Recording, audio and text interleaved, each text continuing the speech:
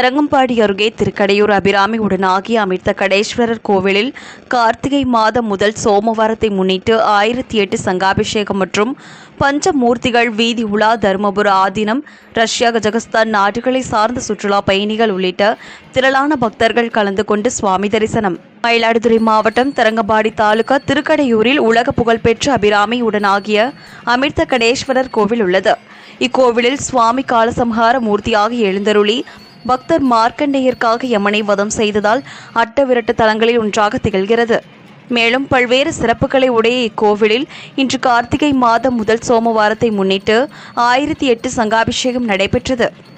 இதனை முன்னிட்டு புனித நீர் அடங்கிய 1008 சங்குகள் மற்றும் கடங்களை வைத்து சிறப்பு யாகம் செய்யப்பட்டு 1008 சங்குகள் கொண்டு சுவாமிக்கு சிறப்பு அபிஷேகம் நடைபெற்றது. தொடர்ந்து கோவில் கொடிமரம் அருகே பஞ்சமூர்த்திகளான விநாயகர், முருகன், அமிர்த கடேஸ்வரர், அபிராமி அம்மன், சண்டிகேஸ்வரர் உள்ளிட்ட சுவாமிகள் சிறப்பு அலங்காரத்தில் எழுந்தருள செய்யப்பட்டு மகா தீபாராதனை காண்பிக்கப்பட்டு பஞ்சமூர்த்திகள் வீதி உலா நடைபெற்றது.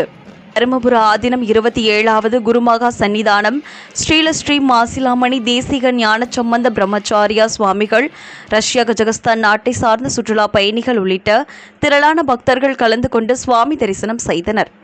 மேலும் ஆலயத்திற்கு வந்திருந்த ரஷ்யா மற்றும் கஜகஸ்தான் நாட்டை சார்ந்த சுற்றுலா பயணிகள் தருமபுர ஆதீனத்திடம் அருளாசி பெற்று கோயிலில் சுவாமி தரிசனம் செய்து வழிபட்டனர்.